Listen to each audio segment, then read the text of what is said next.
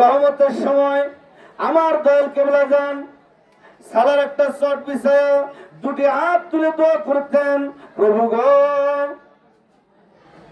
আমার মুরিদের পেটে খাবার নাই, আমার মুরিদের পরনে কাপড় নাই, আমার মুরিদেরা তোমার ডাকতে জানে না, যত কষ্ট আছে দুঃখ আছে তুমি আমার দাও, আমার মুরিদানদের তুমি কষ্ট দুঃখ দিও না। এইভাবে করে কান্না করে করে তিনি দোয়া করতেন। এমন কোন পীর সাহেব আছে নিজে না খায়া মুরিদানদের খাওয়ায়, নিজে না ঘুমায়া মুরিদানদের ঘুম পড়ায়? আমার কেবলা যান আমাদেরকে খাওয়ায়, তিনি ঘুম পড়ায়, আমাদেরকে বিরতি দিয়া বাবা এখন একটু বিশ্রাম নেন।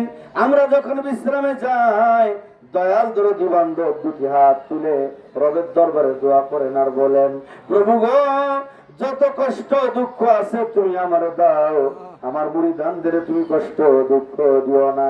এইভাবে করে তিনি দোয়া করতেন, কান্না করে করে তিনার দাড়ি মুবারক ভিজিয়া ভিজিয়া তিনার বুক মুবারক ভিজে যাইতেন, তিনার দুই চোখ বেয়ে দাড়ি মুবারক ভিজে বুকটা ভিজে যাইতেন। আমার প্রিয় ভাইয়েরা তিনি নিজের জন্য কখনো কান্না করেন নাই, শুধুমাত্র ইয়া মুরিদি বলে কান্না করেছেন। আমার নবীর দাদার সুন্নত পালন করে গলার মধ্যে গামছা ঝুলাইছেন, শেষ রজনীতে গিয়ে হাত তুলে দোয়া করছেন। মুলতাজামের গর্তের ভিতরে দাঁড়ান দুটি হাত তুলে বলতেছেন, প্রভু গো আমার সমাজের মানুষগুলি বড় বিপদে পড়ে ওরা বড় আশা করে আমার কাছে এসেছে, আমার তো দেওয়ার মতো কিছু নাই, তুমি যেটা ওই সন্তানটারে তোমার ঘরখানায় কাবার সামনে তোমার নামে কুরবানি মানত করলাম। আমার প্রাণের ভাইরা সুজা মানুষ এই মানত করেছেন, ওলা কুরবানি করবে। বিশ্ব জাকের মঞ্জিলে রহমতের সময় আমার দয়াল কেবলা যান সালার একটা শট বিছায়া দুটি হাত তুলে দোয়া করতেন, প্রভু গো আমার মুরিদের পেটে খাবার নাই, আমার মুরিদের পরনে কাপড় নাই, আমার মুরিদেরা তোমার ডাকতে জানে না, যত কষ্ট আছে দুঃখ আছে তুমি আমার দাও, আমার মুরিদানদের তুমি কষ্ট দুঃখ দিও না। এইভাবে করে কান্না করে করে তিনি দোয়া করতেন। এমন কোন পীর সাহেব আছে নিজে না খায়া মুরিদানদের খাওয়ায়, নিজে না ঘুমায়া মুরিদানদের ঘুম পড়ায়? আমার কেবলা যান আমাদেরকে খাওয়ায়, তিনি ঘুম পড়ায়, আমাদেরকে বিরতি দিয়া বাবা এখন একটু বিশ্রাম নেন।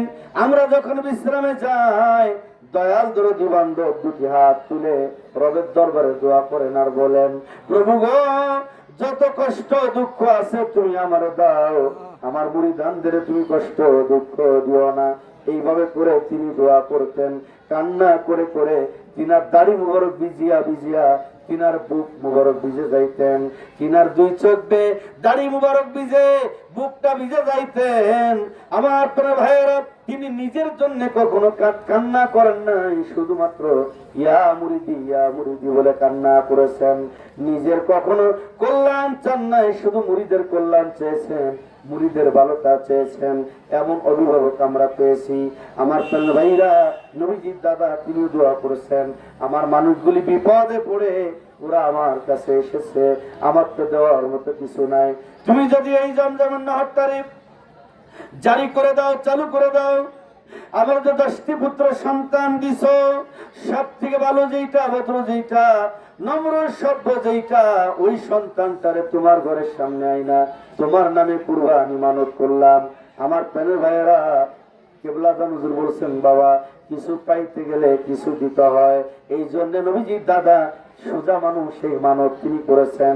এখন জমজমের নহর জারি হয়ে গেছে, জমজমের নহর জারি হয়ে গেছে। স্বপ্ন দেখে আব্দুল মুত্তালিব মানত করেছিল, তাড়াতাড়ি মানত আদায় করো, মানত করেছিল মানত আদায় করো। আমার প্রিয় ভাইয়েরা সমাজের লোকেরা বলেন মানত করেছিল মানত আদায় করো, কারো পৌষ মাস কারো সর্বনাশ। এমত অবস্থার ভিতরে নবীজির দাদা ডাকলেন, আই রে আব্বাস এদিকে আয়, আমি যে মানত করেছিলাম আল্লাহর ঘরখানে কাবার সামনে পোলা কুরবানি করবো, আব্বাস বলতেছে আমি কোনো ক্রমে আমি যাইতাম না। হযরত আবু তালেব বলতেছে আমি কোনো ক্রমে যাইতাম না। আবু তালেব রাজি হয় না, আব্বাস রাজি হন না। আমার ভাইয়েরা শেষ পর্যন্ত নবীজির আব্বাজানকে ডাকা হলো। নবীজির আব্বাজান খাজা আব্দুল্লাহ উনি আসলেন। উনি আইসা মাথা নিচু করে দাঁড়ায় রয়েছেন, কোনো ঝগড়া না তর্ক না, মাথা নিচু করে দাঁড়ায় রয়েছেন। এবার নবীজির দাদা বলতেছে রে খাজা আব্দুল্লাহ, আমি মানবদের ভিতরে বলেছিলাম আমার ছেলেদের ভিতরে সব থেকে নম্র ভদ্র সভ্য যেটা, আমি দেখলাম তোমার মতো এত সুন্দর নম্র ভদ্র সভ্য আর কেউ নাই। আমি বলেছিলাম সব থেকে সুন্দর যেটা, আমি দেখলাম তোমার থেকে সুন্দর আর কেউ নাই রে বাজান। এই জন্যে আমি তোমাকেই রবের কদমে আমি তোমাকে উৎসর্গ করে আমি তোমার কোরবানি করতে চাই বাবা। খাজা আব্দুল্লাহ মাথা নিচু করে দাঁড়ায় রয়েছেন। আমার ভাইরা আমি দেখলাম জাকের ভাইদের ভিতরে এমন নীতি, জাকের ভাইরা কোথাও কোনো জায়গায় কোনো মাহফিল বন্ধ করে না। জাকের ভাইরা কোথাও কোনো জায়গায় এমন শুনি নাই আট্টশীর জাকের ভাইরা অমুক দলের মাহফিল বন্ধ করে দিছে, আট্টশীর জাকের ভাইরা রাস্তা বন্ধ করে দিছে, জাকের ভাইরা গাড়ি ঘোড়া ভাঙচুর করেছে, জাকের ভাইরা 10 জন মিলে একজনকে মার্ডার করে ফেলেছে। আমার ভাইয়েরা দলীয় তরফ থেকে আমাদেরকে এরকম শিক্ষা দেওয়া হয় নাই, বিশ্ব জাকের মঞ্জিল থেকে আমাদেরকে এভাবে বলা হয় নাই। যার কারণে আমি বিভিন্ন দল করলাম, এরপরে বিশ্ব জাকের মঞ্জিলে আসার পরে আমার প্রশ্ন করা লাগে না। আমি দেখেছি আমি শুধু কোরআনের কাছে জানলাম, আমি যেহেতু তাফসীর করি, আমি যেহেতু আয়াত পড়ে পড়ে ব্যাখ্যা বিশ্লেষণ করি, আমি ক্লাসে পড়েছি রহমতের বান্দা কারা। বিশ্ব জাকের মঞ্জিলে আইসা আমি মিলায় দেখলাম রহমতের বান্দা কারা। আমি যদি কোরআনকে প্রশ্ন করি কোরআন তুমি বলে দাও রহমতের বান্দা কারা।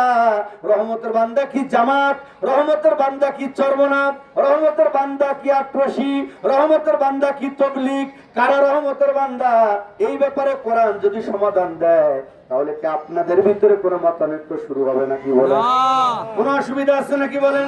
কোরআন কি বলতেছে দেখেন, রহমতের বান্দা কারা কত সুন্দর করে জানাই দিতেছে। সূরা আল ফুরকান 63 নং আয়াত আল্লাহ তাআলা জানাই দিতেছেন। যারা পারেন মহব্বতে আমার সাথে তেলাওয়াত করেন, পড়ুন বিসমিল্লাহির রাহমানির রহিম। কষ্ট হয় আপনাদের? এমন এমন জায়গা আছে ভাই আপনি যে কোনো একটা কাহিনী ধরতেন, শুধু আয়াত পড়ে পড়ে এই জন্য মানুষ শুনতে চায় না। আমার কানারও ধরতেন, ইউটিউবে আলোচনা শুনবেন, আমার আলোচনা বুঝবেন, সেই অনুযায়ী আমাকে দাওয়াত দিবেন। আমাদের দপ্তরে বিভিন্ন কিসিমের আলেম আছে, আছে না ভাই? আপনি যদি আলহাজ মৌলানা হাসান সিরাজি ভাইকে নিয়ে আসেন তাহলে আপনি একটু চোখে পানি আসবে, উনি কান্নার ওয়াজ করে। আপনি যদি মুফতি জহুরুল ইসলাম ফরিদি ভাইকে নিয়ে আসেন তাহলে আল্লাহর ওলিগণের সম্পর্কে বিভিন্ন ঘটনাবলী আপনি শুনতে পাবেন।